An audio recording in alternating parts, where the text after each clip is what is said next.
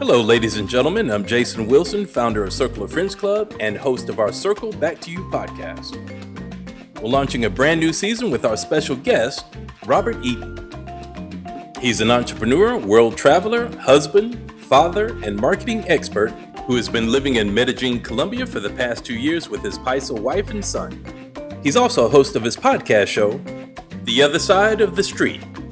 And now your host, Jason Wilson, also known as JW the Wingman. Hello, everybody. Welcome to our show, Circle Back to You podcast. I'm your host, Jason Wilson, also known as JW the Wingman. And I'm really excited about our show today. Ladies and gentlemen, I took some time off from hosting my own show.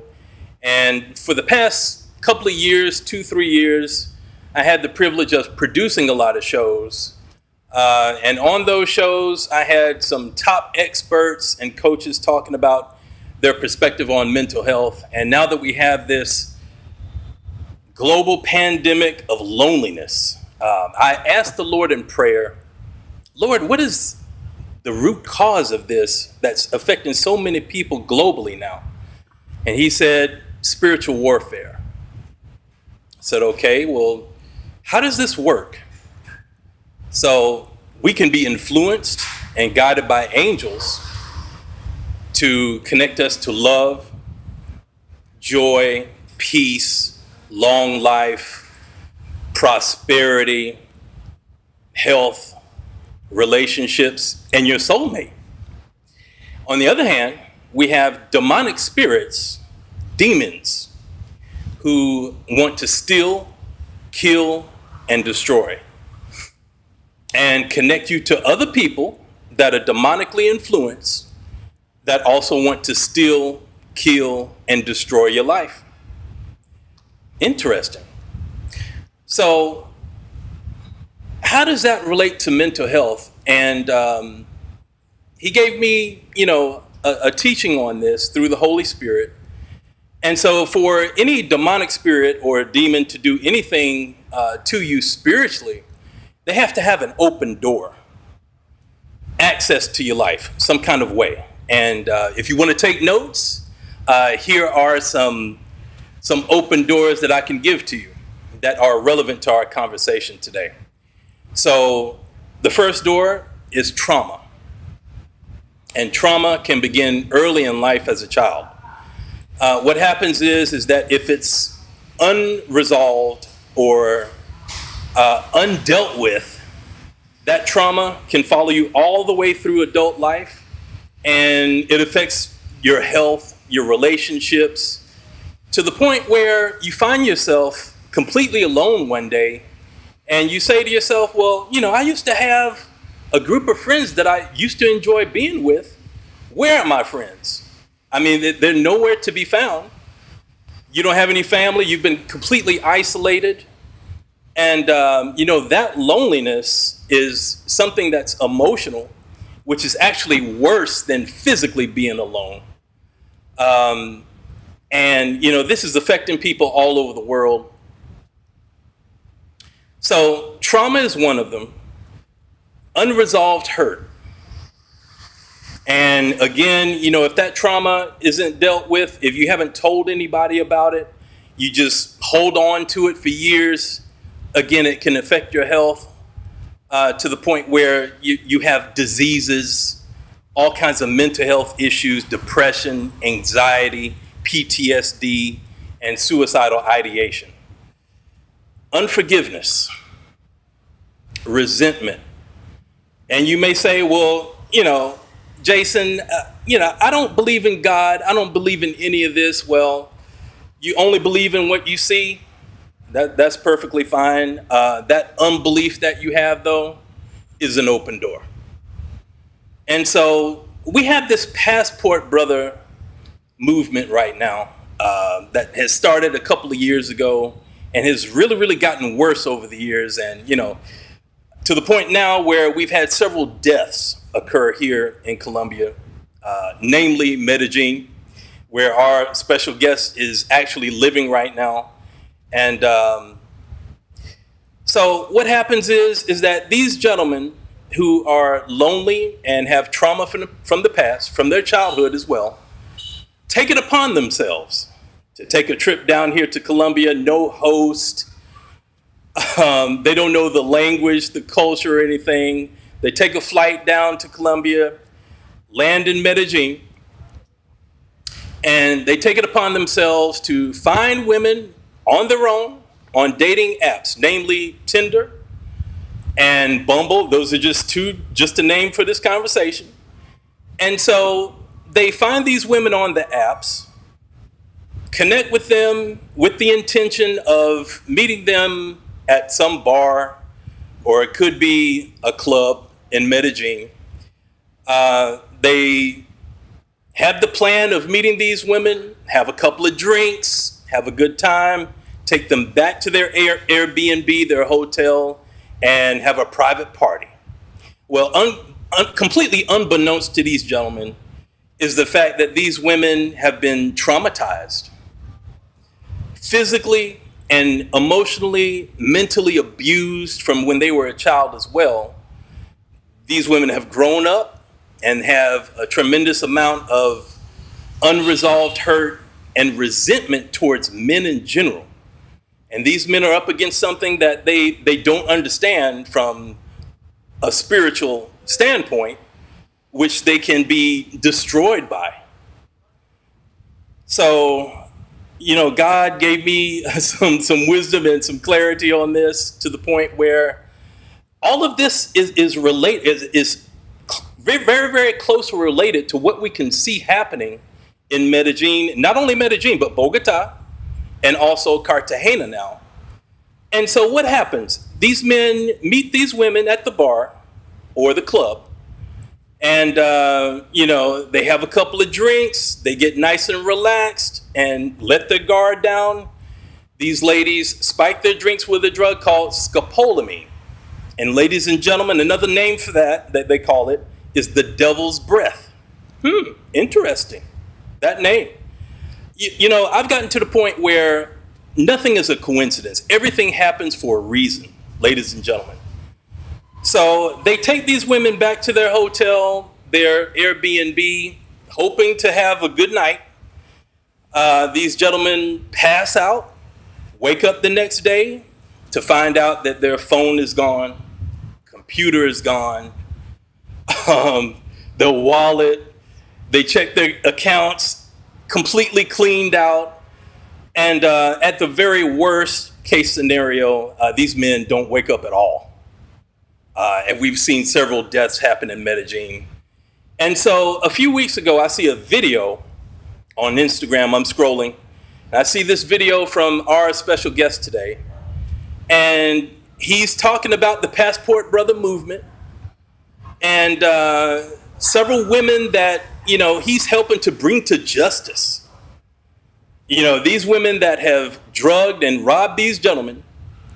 And, beyond that, though, these women are not acting on their own accord. I mean, they're working for a crime ring that, is organized, very, very organized. And this crime ring sends these women out to commit these crimes. So, I saw this video and I said, no, this gentleman is very courageous for putting this information out there. And I said, let me send this to my brother, Jeremy Preston. Jeremy, by the way, is the host of the Cali Culture Podcast, which I produce every Saturday at 2 o'clock Colombia, 3 o'clock Eastern. And so he saw the video and he said, no, Jason, man, this is dangerous. And I said, yeah. I said, you got to have, not only earthly protection, but angelic protection to put this content out there. And, he's a man of God, which explains a lot. So he's putting content out there on a daily basis, 2 and 3 videos on a daily basis to educate these men, to protect these men, giving them information on what they should do and need to do in order to make sure that they're safe. He has a podcast show, The Other Side of the Street. I think he's on episode number 4 tomorrow. So he has influencers that are from Medellín. And, he's putting content out there that's very, very valuable. I recommend to everybody who is thinking about traveling to Medellín, you're going to want to get in touch with our guest. Without any further ado, though, this guy is doing some phenomenal work. I love what he's doing. Our special guest today, Robert Eaton. Welcome to the show, brother. Hey, thanks for having me, man. Happy to be here. Absolutely, man. It's an honor. Man, I'm proud of what you're doing. You're doing something phenomenal, not just for Americans and foreigners from other countries, but for the people of Colombia as well. Namely, people in Medellín, and this passport brother culture. We're gonna get into that. I'm gonna ask your opinion about that. But first, give us some background information about yourself, as well as what brought you to Colombia. Yeah, so I mean, my name is Robert, obviously. I'm 42. I live here in Medellín. I have a Paisa wife, and for anyone that might not be familiar with what Paisa is, I mean, she's Colombian, and Paisa is a group of people that are, from, Medellín. Like, this is their home. So I have a son. I run my own. I have a marketing agency. I work as a fractional CMO for med spas across the United States. Used to own some med spas and a gym myself, and now I work with business owners to help them in that regard. What happened for me is I was married previously, right? And I worked remotely. I grew up in Florida. I'm originally from Tampa, Florida. Spent about 5 years living in Texas with my ex-wife as well. Right, I grew up in a community around a lot of Latin America, people from Latin America, right, all over the world, but Mexican, Puerto Rican, Cubans, it had already just been a big part of my life for so long, where I was always intrigued and fascinated by Latin America. The first time I ever left the United States, I went on a cruise to Cozumel, and I'm a big beach guy growing up in Florida. And I saw that water, and I instantly fell in love with the Caribbean. So, Mexico had part of my heart already. And I worked remotely, so it was always like, hey, I'm never gonna be divorced. But if I was, right, what would I do with my life, right? And it was, I would travel the world. I love to travel the world. I was traveling with her, right? And it's I would go and probably live in another country, immerse myself in another culture, and that thing that was never gonna happen happened, and I lost my wife. My wife left me about over 4 years ago.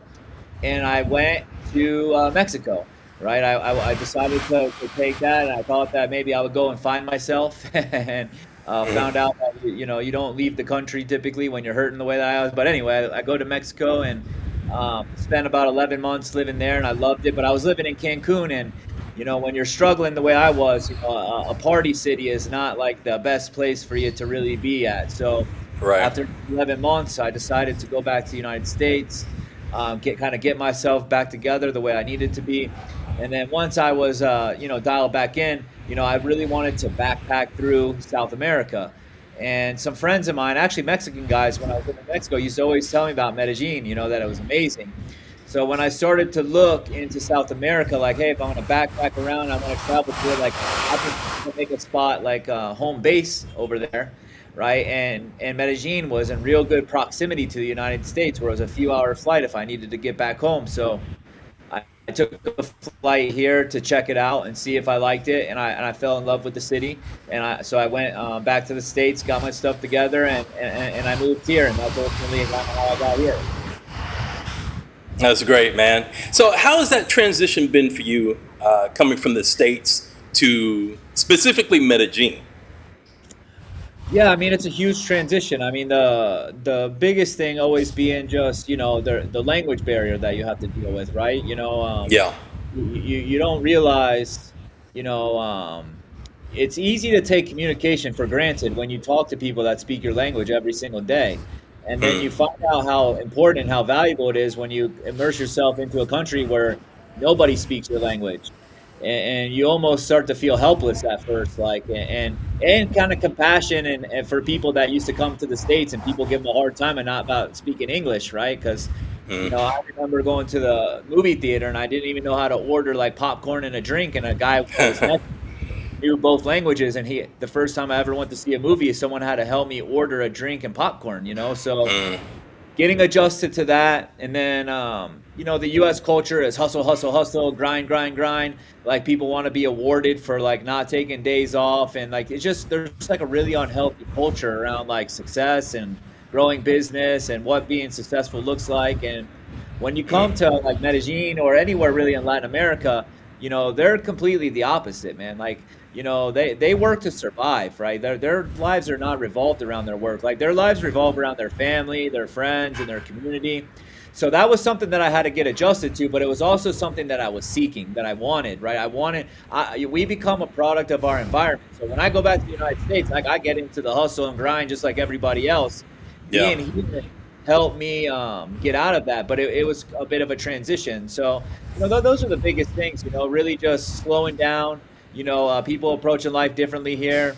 And then, the language barrier that comes with it. But those would be the biggest things that I had to do. Okay, so you had your own business in the States. What was your plan coming here to Medellin to take care of yourself and your future family? Well, my business is 100% remote, so I can work anywhere. So me moving doesn't change anything. Really, it just becomes a time zone thing, right? In terms of like what my schedule looks like, because I have a team and I have clients. But I mean, I'm in here in Medellin. I'm in U.S. Central Time Zone, so like my day changed. I went from Eastern Time Zone to Central, so like my day really has not changed at all. Okay, well that makes it a lot easier, right? Absolutely. Yeah. Okay, so you're married. How did you meet your wife? Actually, I just met my wife just walking down the street. I was walking to the mall, but walking down the street, and I walked by her on the sidewalk, and she gave me a look that I thought I recognized. So I turned back around to walk by her again to see did I get that same look, and she gave me that same look. So out came the cell phone and the translation app, and me talking. We've been together every day since then. Oh, wow. That's phenomenal, man. Okay, so you have a son. Is that her son or your son together with her? Yeah, so my son I adopted. So my son is, I'm the only father that he really knows, but he is not mine through birth. I adopted him. Okay, all right. So, you've given out several pieces of advice to gentlemen that want to come to Medellin and find women. What kind of ways do you suggest that these men find somebody to date other than getting on dating apps?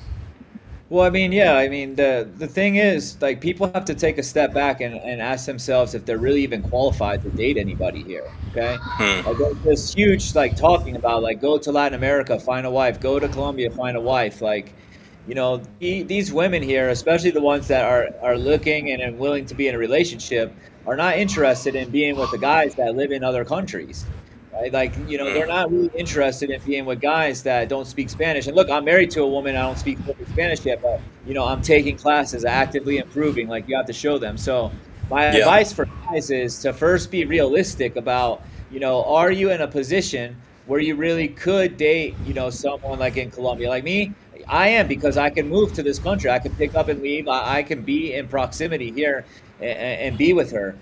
Because that is another big thing in talking to guys, right? Like, when it comes to dating the Latinas, guys think like, hey, they're going to come into their country, pick them up, and then bring them back to the United States, okay? And what I have found is the woman that is most willing to just start dating you and run back to the United States is a huge red flag. She's the woman that gets that green card and gets everything that she needs from you, and she leaves. Yeah. A lot of like the high caliber women here in Latin America really don't have a desire to leave the country, right? They're not looking for anyone to save them, right? Like my wife has no desire. My wife has a desire to go to the United States where we can see the family and go on vacation. My wife has zero desire to live in the United States, right? And that's a big thing where you tell people like, really? Like, I just thought that every woman was waiting for, a guy to show up, save her, and take her back to the United States, and it's the furthest thing from the truth. Yeah. So go ahead. I would say that maybe 15, 20 years ago, that might have been true. That a lot of women wanted to leave Colombia and go to the States because they would have a better situation over there. Right Absolutely. now, with this economy, man, and all the things that people have problems with, that's not the case. Yeah, we live in a global economy now. So like Yeah. myself, like someone, like and I don't get too much like into like finances, but like, like I sit inside like the top 5% in the United States, and now I could be living in Colombia, like they have access to men in their own country that are doing very well, financially. But where before the internet, before we had this global economy, yeah, if they wanted to be with someone like myself, they would need to Mm. relocate to the United States. So that part is very much true. Yeah. Yeah. Yeah. So let's get into the passport brother movement. What's your opinion on this, Robert? Oh man, so it's a lot right now. So I think the passport bro movement started out as something that was good, or like it was meant to be good. Guys getting free, going out, traveling the world, like doing the things that I love to do, right? And somewhere along the way, like it lost its way. I think in terms of like what they wanted it to be about and like what it is about today. I think the Mm. passport bro movement. And look, if you talk to someone that says that they are a passport bro, like they're gonna argue this topic here. Like they're gonna try to say who is a passport bro and who isn't a passport bro. It's almost like someone saying like that person says they're a Christian, but they're not a Christian because they don't, what I mean? Like people argue about who's what. But at the end of the Yeah. day, right? The countries that people are visiting in, like they develop the definition of what a passport bro is, right? And their definition what matters because they dictate who is allowed into their country and who is not. Okay, Mm. and they have been really going after people lately, especially here in Medellin, where they're deporting people. They're not allowing people into the country. So the passport bros today have become a very toxic community, right? It's a Mm. community where if you ask a local, they're going to think of a guy that's going outside the United States to go pay for sex, that they're trying to take advantage of their socioeconomic position, that they have more money than some of these people in poor countries. They degrade the people in these other countries. They think they're better than them. They Yeah. act very entitled when they get into these countries and like, talking back to cops, getting in trouble, thinking like nothing can happen to them. Like, try to put me into jail and like the US embassy will be calling you and sending me back, right? Like there's just this really shitty attitude about it that most of Latin America, and I'll keep it in Latin America, even though passport bros, they travel around the world, Latin America is a prime spot, is really fed up with, we won't even say passport bro at this time. We'll say single male traveler. Uh-huh. Yeah. So my thought on them is, remember now, I was that single male traveler, right? I would be lying if say, hey, I didn't have, my lifestyle didn't look similar to some of theirs at one point, but the way they broadcast it on social media, the arrogance that comes with it, the ego was like nothing, something that I was Mm. ever into at all, right? And they have glamorized things that culturally in most of the world are actually frowned upon, right? And because they have become so big, right? It's like, hey, if I'm one person and everyone's saying that this is bad against me, like I really don't have a leg to stand on. But now if you Mm. have this community where there's like 100,000 of us that got each other's backs, when people try to come at us sideways, now we can fight back against them and push back against whatever narrative comes our way. And ultimately, I think that's what has allowed these guys to get so toxic is they're engaging in really poor behavior, and other guys in the community are signing off on it. Yeah. I mean, like you said, I saw you on a video today, man. You were like, man, this behavior is disgusting. And, not only do I find it disgusting, but everybody in Medellin, all the natives of Medellin find this disgusting too. That you're taking advantage of these women, taking advantage of your nationality, thinking that you're better. And yeah, it makes me feel really, really disgusted too, man. Yeah. It's And the awful. thing is, when I started making content, everyone thought that I was like the passport bro best friend because I was calling out the women that were drugging these guys. And we'll do more of that, but hey, that hasn't really been happening lately. So my mission and objective has always been out just to call out terrible behavior in general. And it exists on both sides because remember, I'm an American living in Colombia, so their behavior impacts me, okay? But then Hmm. my son and my wife are Colombians living in Colombia, and how they interact and behave impacts them, and how it impacts my life and how it impacts their life is a little bit different, and it crosses paths. So where, I'm going to go after the passport bros that are acting how they are, because what they do really has an effect on me. When I go walking through the neighborhoods and people look at me and call me pedophile because of some of the behavior of some of these other guys, like, I have to deal with the consequences of these guys' behavior, right? And then my wife and my son, right, the stuff that they're posting and the way that the type of attention that they bring onto this city and this country, right, is my son and my wife's homeland, right? And we don't want it to have the type of label that they have. And then at the same time, the women, right, how they behave here, drugging the guys, right, that gives a bad reflection upon women, who my wife is one of those women, right? So that's why my mission really exists on both sides, to call out the poor behavior, because that is the only way that we get Medellín and the rest of Latin America, where, the locals could be happy to have tourists here and be benefiting from it, and the tourists can be here and having a really good time and experiencing everything that these countries and cities have to offer, right, while not taking advantage or just taking from the country and really giving nothing back to it. Yeah, I totally agree with that. And so, there have been several gentlemen that have gotten deported. Is this movement being diminished, or is it still prevalent? I mean, what's happening with it now? Well, I'm trying to, go after that label itself and get guys just to maybe be themselves. And like, you know what, look, especially for men, man, like when we talk about trauma and guys hurting, like one of the things that, like, and I went through all this stuff myself, that really gets guys jammed up the most is being lonely and not having community, not having a brotherhood. Right. So on one hand, man, I want the guys that are traveling and stuff like that, because it's one of my favorite things to do is to have that brotherhood, to make friends, maybe meet a guy in a group and you guys go on a trip together and you build some kind of friendship with each other. Right. Right. But let's get away from glamorizing paying for sex. Let's get away from glamorizing that, we're making fun of people that are coming from poor countries. Let's get away from, like glamorizing that, a girl just turned 18 yesterday and I'm 40 years old and I'm pursuing her here and nobody can see what I'm doing because I'm away from my. Let's get back to focusing on the benefits and the value that can come from that type of brotherhood, and let's get rid of the toxicity itself. Yeah. And so, do you see yourself in Medellín long term, or do you have plans to possibly return back to the States? What do you think? I really don't know right now. Like, I'm gonna let God kind of steer that ship. What I will say is my son is 3. He starts school. Okay. He starts school in 2 years. So at 5, I want to be in a position of, wherever that foundation is going to be for his schooling, because he becomes the most important person at that part.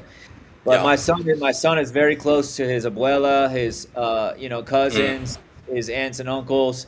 So uprooting him from here is like a difficult task. Not that I'm in any kind of hurry to go. But we'll see. It's going to be at least a couple years here. I like the direction the city is going in anyway here. The way the mayor is taking care of the city. We'll see what happens after the election in terms of the way the country continues to go. So I don't know. I'm going to let God steer that ship. I'm not in a hurry to go anywhere. But not to say that we don't end up somewhere else.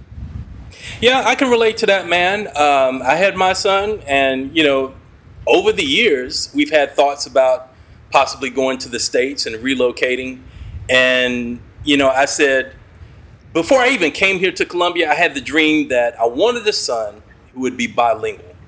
And I wanted to make sure he had enough Spanish under his belt that if we ever did relocate, he would be a superstar over there with 2 languages. It gives you a huge advantage, not just in life, but after school, you want to start a business. You've got a huge leg up over everybody else.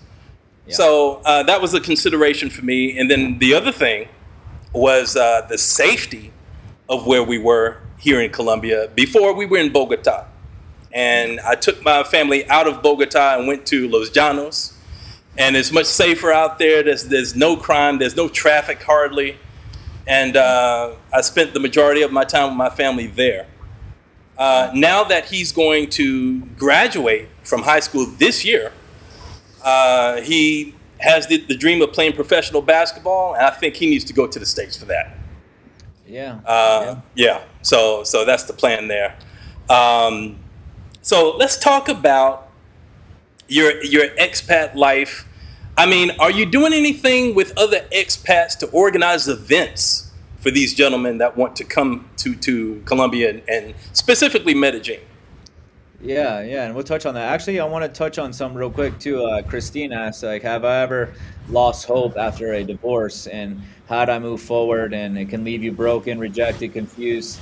And yes, my divorce was the most difficult, challenging time of my life.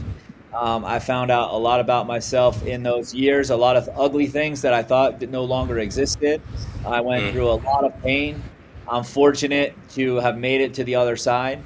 That's ultimately why I'm passionate about helping these guys that do get themselves jammed up with the women, that do get drugged, because there's a label put on these guys that they are all bad, right? Some of the negative behavior that we're talking about, when some of these guys are just lost, they're hurting, they lost their relationship, they lost their family, and they're just seeking out companionship, and they're ending up dead. And that really bothers me, because even though some of the acts that might be engaging in are not the best out there, those guys need help. They need a hand, they need a brother, they don't need to lose their lives. And ultimately, that's why I started posting, because I was that guy.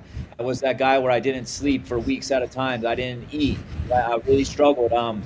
I hung out with women, but I let no women close to me at all. Had a wall around my heart, right? So I went through a lot of brokenness that, only through my faith, and God, and I blame God for a while. My faith in God, I blamed him for giving me the best thing that he ever gave me in life, and then blamed him being the one that took it away from me. And it was only through me doing work on myself that I finally got to a point that said, like, I lost my wife. I'm the only one to blame here. He did give me that, and I allowed myself to lose the best thing. And so it was a long journey of healing. And ultimately, I don't want to say that I was never thought that I'd never get married again, because I think it's like kind of wired into us that we want to have that companion. But I had no idea how that would ever happen again, because there was no chance of letting a woman get close to me. So, but that leads into, are we doing anything to help guys? And yeah, right now, myself and a couple of guys are working on, something that's twofold. We want to help the city of Medellín take on a new identity and not be known for prostitution, coffee, and cocaine, right? And instead of guys coming here seeking out sex with escorts, partying, and drugs, and numbing themselves, right, that we set up a retreat for men to come here and actually find themselves and start to heal and see what Medellín actually has to offer somebody when they come here for the right reasons, in terms of the type of resources that are available to you at a cost that's way better than the United States, where you can get access to treatments and services that could be good for you healing-wise, that might be really expensive for the United States, that become affordable here, right? To build a real brotherhood with men that are focused on personal development, growing, healing, spirituality, not being in Facebook groups talking about where the poorest countries are to get the cheapest women. So yeah, we're in the process of rolling out a men's retreat here to actually help guys come to Medellín and this become a city that helps men heal, instead of coming away here to numb away in their sorrows. Oh, that's wonderful, man. And it's so needed now. As I mentioned before, there's this huge mental health crisis in the United States. And granted, coming here to Colombia, you feel a lot more peaceful. But to have something like this, like a retreat where you can have a sense of brotherhood, camaraderie, man, that's wonderful for guys, man. Thank you so much for doing that.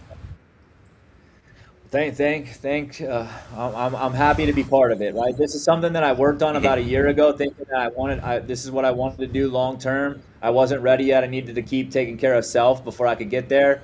And then recently, a guy that I become friends with here, dropped it in my lap. He's like, "Hey, what do you think about this?" And it's like, man, it's funny that you asked. That is something that I was always going to be part of the plan.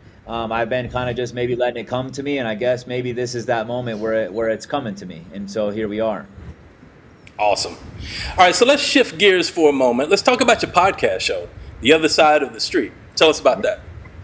Yeah, so with The Other Side of the Street, again, is, back when I talk about right now with all the tourism that's going on, like, the foreigners and tourists are coming here and having a great old time, and they're just doing whatever they want, and then the locals, are not fond of most of them, and there's this resentment on both sides, and there's arguing and bickering all the time in like these social channels. So I started the podcast and called it The Other Side of the Street, with hopes of bringing people to the table and having healthy dialogue over hot topics, to where I started out the first few episodes doing I interviewed a Colombian, I interviewed an American, right, and I interviewed a guy that's married to a Latina like I am, to kind of lay some like foundation of the direction of the show. But then, starting this Thursday, I'm gonna be hosting my first, where I'm the moderator, and I have a Paisa, a local woman from Medellín, and an expat here living in Medellín, and we're gonna start to talk about hot topics and get the perspective from each person on each side, in hopes that those people start to better understand each other, and through that comes a level of respect, and that we start to have real open dialogue, and that be part of the solution when it comes to tourism as well. Oh, that's great. I'm looking forward to that show. I'll be there. Yeah. All right, so let's take a look at some of the comments that we have. I was going to circle back to that anyway, because I've got several people here in the audience. So Mr. B says, hello all. And Christine Bailey, God bless you, my brother in Christ. God bless you, Christine. Thank you so much for tuning in today and joining our conversation. And my friend Michelle Simmons, amazing Jace. Michelle is our engagement manager for Circle of Friends Club and our other community called SPIRITLINC. And she's actually here, man. Amazing story. She's actually from Brisbane, Australia. And I had a short conversation with Michelle last year, like around September, talking to her about Colombia. And I said, have you ever considered, possibly visiting Colombia or maybe living in Colombia? She said, Jason, I never even thought about it. And we had that conversation. And then the next day, we had another conversation. She said, I checked this out and I'm going to come there and visit. And not only did she do that, she's actually here for the next 6 months helping out with Circle of Friends Club and SPIRITLINC. So, man, I'm ecstatic. You got to meet Michelle. Yeah, that's awesome. That's awesome that you come. That's a long flight. Yeah. Oh man. Yeah. Absolutely. Christine also said the enemy wants to sift us out like wheat. Yeah. Absolutely. And when it comes to the numbers of people that we see being affected by mental health and loneliness now, I don't know.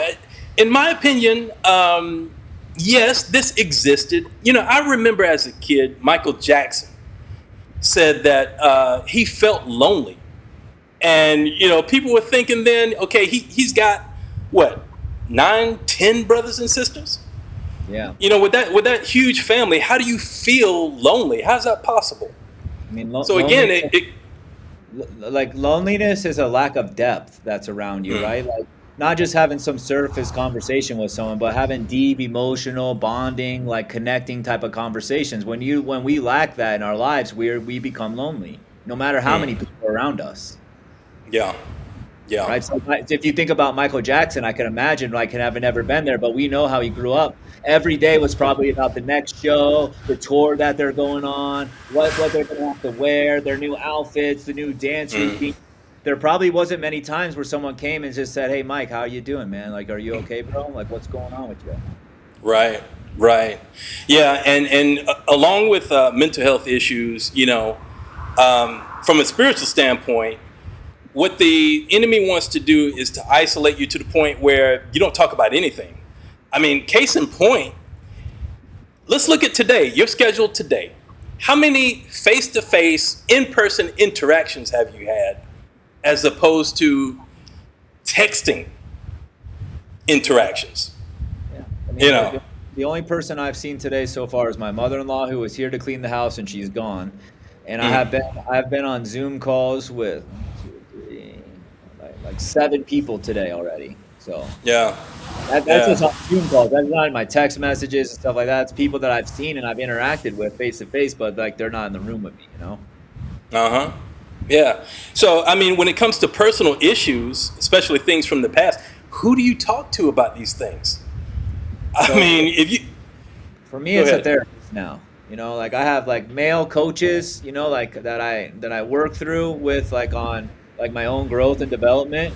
And then I really use like therapists now for like helping me manage my day-to-day life. Like, you know, stuff that's, you know, my coach and like mentor, like a guy might talk about like some of like my healing or, you know, things that I'm doing to actually grow and develop. And with therapy, it's like talking about I got work, I got family life, just like day-to-day stuff that kind of helping me navigate, to be a sounding board, right? To kind of help, you know, keep me through my weeks. But for me, it's to have multiple people, man, that I lean on to help me be able to navigate life. Yeah, absolutely. Another comment from Christine.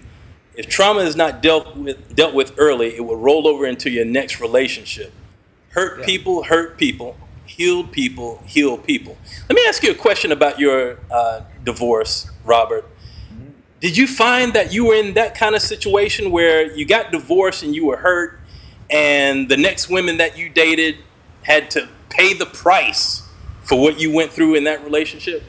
Well, what I found out is I ended up divorced because of the hurt, right? A lot of men are dealing with a lot of childhood trauma that they're walking around with. So I ended up joining this coaching program. It was called the Bulletproof Husband, okay? And it was for guys that were either going divorced, got divorced, or like we call it the slap, where the wife basically just kicked them out, right? So, but they were still married. And what I learned in there is, for the first time, I started to understand what masculinity is. And then I started to learn what was causing me problems in all my life. And it's all this unaddressed hurt that I'm walking around with that's coming out and taking on a life of its own inside my life and causing me all types of problems. So most men that are in relationships right now, and it could be a woman as well too, right? Women have trauma as well, 100%, right? But you know, with me and with men, most of the time when a man's relationship, you know, with his spouse, right, is on the rocks or in the process, he's in the process of losing it. It's both usually coming from unaddressed and unhealed hurt. Absolutely. Yeah. So another So, comment. Go ahead. When I first started hanging out with women, so when I went through my divorce and I started to learn all this, and then I started to know where I was at, I started to hang out with women, and I would just tell them straight up, like, hey, this is where I'm at in my life right now. This is kind of what we could get out of this. This is what we can get out of this. If you want to do that, great. If not, it's okay too. So it allowed me to be honest, because I didn't want to hurt anyone else. Because I'm an aggressive guy or assertive guy, you know. You could be more like your tough guy, but I have like a tenderness in my heart where I don't like hurting people, right? So when I was going through that journey, right, and seeking out companionship, I would just tell women like, this is where I'm at. And the truth is, a lot of women are there too that are single. Like so I would meet women all the time that are like, you know what, it's fine because I'm right there with you too. I'd probably be a terrible partner too. But we could have fun together, right? Like that's kind of where that was at for a while. Great. Okay, another comment. My brother Paul Clayton. Hello, brother. How you doing, brother? Glad to see you. See another comment.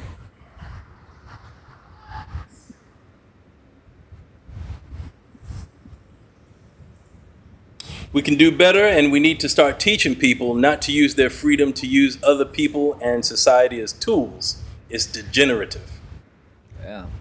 Yeah, and that's one of the things that I've learned traveling is like, man, I believe that traveling is supposed to open up your mind and heart to the world. Like when I started to travel, I started to realize how small I was, not how big I was, but how small I was. I remember one time I was in Italy.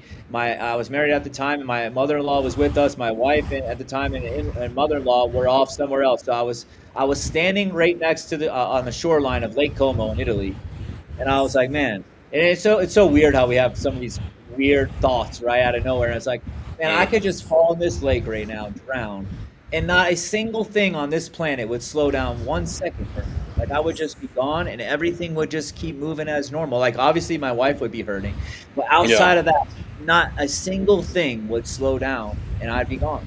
And it was in that moment, like that was like a moment of like honesty. I had like a reflection with myself of just how small I was in the grand scheme of things. Right? Like in God's eyes, we're all big, we all play a part, but there's supposed to be a humility there too, to where you could see like, you know, like he's gonna get his thing done with or without me anyway, right? So be grateful that I have it. That I am very small in all this, so I really should be grateful for God that He's given me the assignment or purpose or anything that I have, because He could do it without me, and very easily with the snap of a finger. Yeah. That's a great point, man. Is that, you know, it's so important that you have a sense of purpose. I think that's what happens to a lot of people that are suffering from mental health issues, is that they don't think that if they left, it would make any difference to anybody. But of course, a huge hole is left in the world if you're not here. God has a purpose for everybody's life that He created. And you owe it to yourself, you owe it to your loved ones to find out what that is. And, you know, I don't have 10 steps to find out what your purpose is. It's as easy as asking God, Lord, what is my purpose? What would you have me to do while I'm here on earth? And He'll begin to show you. I mean, he'll show you in dreams. He'll send people to tell you certain things to illuminate your way and give you some direction in your life, which is what happened to me.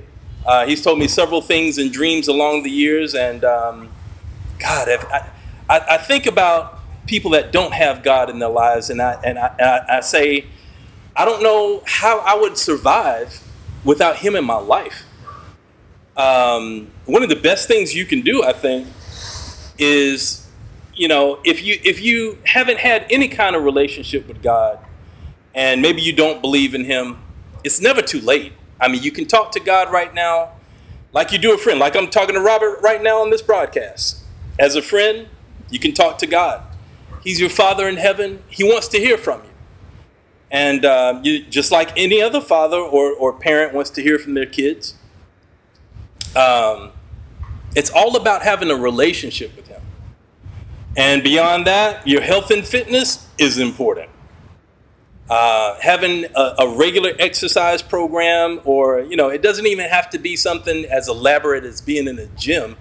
You can start with walking down the block and back to the house. You know, start small and build up from there. And what you find is that you feel better, you look better, you have more confidence, and your whole outlook on life improves. So that's what Circle of Friends Club is all about.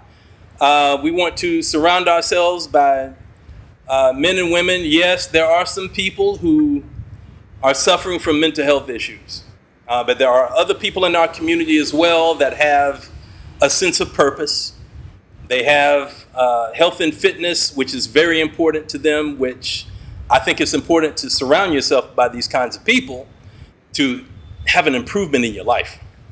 And so Robert is doing amazing things in Medellín. We're getting started with Circle of Friends Club events as well here in Santa Marta, where I'm at in Colombia, and Michelle is also here in Santa Marta. That will start within the next couple of weeks. We've got the World Cup coming up. Are you a soccer fan, Robert? I'm not a huge soccer fan, but I like watching the World Cup. I will say I moved here in July 2024. And at the time, Colombia had made it to like the Copa semifinals. So for the first time, I got to really experience what like soccer is on the global stage, and it was really cool, like to sit in Provenza and watch it with everyone, and them go wild. And they won in the semifinals, and it was crazy. I was rocking the Colombian jersey, and then they made it to the finals against Argentina, and they really should have. They really could have and should have won that game. But like, it was really cool. So I'm not a huge soccer fan. I like the World Cup. And now with it about to take place and me being in Colombia, I am a little bit excited for that. Me too. I'm looking forward to it. Can't wait. Another comment here from Andres. Great conversation, guys. Important for anyone serious about your topic. Yes, absolutely. And Michelle, Beautifully said, Robert. And Christine, self-care is essential. Yes, absolutely. So, Robert, we're about to wrap up the show. How can people find you, man? Yeah, I mean, you can find me on Instagram. It's Remote Living Gringo. So that's typically the channel that I'll be posted on the most right now. I have TikTok as well. I don't use it as much. Instagram has been the primary channel. And then you can find my podcast on YouTube at The Other Side of the Street. And those would be the two places that if you wanted to connect, that you'd be the easiest to find me. Awesome. Okay, so when do you have your broadcast of your show? So my podcast is typically going to be on Tuesday and Thursday at 7 p.m. Tomorrow we made an exception because one of the girls are traveling. So I had a, man, when you're trying to schedule a podcast for one person, it could be tricky. Trying to get two people on the same time, man. So we're doing it at 5:15 p.m. Central tomorrow. But Tuesdays and Thursdays at 7 p.m. we stream it live. And then you can go back and find the recordings anytime that you'd like to be over there. Wonderful, man. My brother Licious said something. Actually, Michelle said something. Exactly, Christine Bailey, self-care is everything. Yes. And my brother Licious, my Morehouse brother, take time every day to prioritize your mental and spiritual health. Start with 15 minutes. Yes, it doesn't have to be 30 minutes, an hour. It can be, you can start small. Again, 15 minutes a day. And you're going to feel better as you go along, and you can build up from there. Wonderful piece of advice, my brother. Any last words of wisdom, of encouragement, anything that you want our audience to know? No, I mean, just I guess one thing that stood out for me when we were talking about like what is God's purpose for my life is we like to overcomplicate. I say we, but I'll make it me. Like I like to overcomplicate everything, and I struggled with that question, especially when I left my wife. Because when my wife left me, because we had built this vision board, right? We had this picture that was our life and everything that was planned out. And when she left, that thing just fell to the floor. My whole life shattered, and I struggled with that question for a while. Like, what is the purpose of my life now? Right, my whole identity was built around my marriage and everything of that nature. Like, what am I going to do with my life? Right, and I kept trying to figure it out. We looked for all these signs from God and whatnot. And the one thing that I came back to, right, that we all, anyone that's a Christian has learned, right, my job here on earth is very simple, and that is to glorify God. Right, if I set out every day to glorify Him, I'll end up in whatever lane and fulfilling whatever purpose He has for me. Just focus on glorifying the Lord, and then you'll end up where you're supposed to be. You can't go wrong doing that. We could go wrong trying to figure it out, but if you just focus on, hey, how am I going to glorify God today? You'll end up where you're supposed to be. Oh, yeah, absolutely, man. And along with glorification of the Lord, be grateful. I mean, thank God for everything that you have. There's some people that did not wake up today. If you're watching this broadcast, you have good news. I mean, you have a purpose. There's a reason why you're here. And so give God grace. Give Him thanks for everything. Another comment. From a biblical standpoint, we are in the end times closer and closer to Armageddon. So a connection with our Creator is the truly best place to be. Yeah, absolutely. I think we can see this in the news and social media and every place else. The crazy things that are happening today that we didn't see 10, 15, 20 years ago.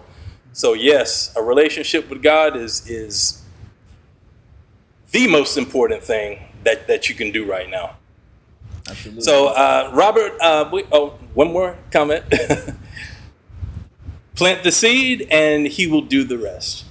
Exactly. Thank you, Christine. So, brother, we're going to wrap up the show. Thank you so much for being here, man. I love what you're doing in Medellín, and looking forward to the retreat. When are you planning that?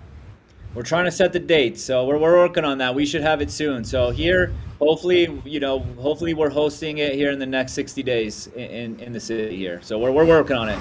So we haven't been able to say too much, but we actually got the mayor of Medellín going to be endorsing this retreat. So like we got. Oh, really, wow.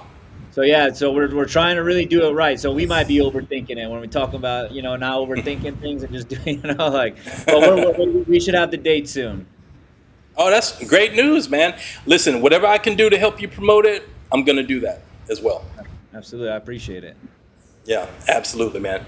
Ladies and gentlemen, we've come to the end of our show for today. Next week, we will be back with another phenomenal guest.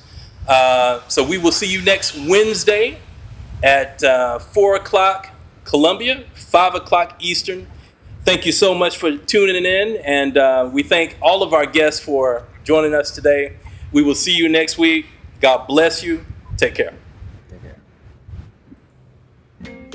Thanks for watching the Circle Back to You podcast with Jason Wilson, also known as JW the Wingman. Don't forget to like, comment, and subscribe to our YouTube channel at Circle Back to You podcast. See you next week.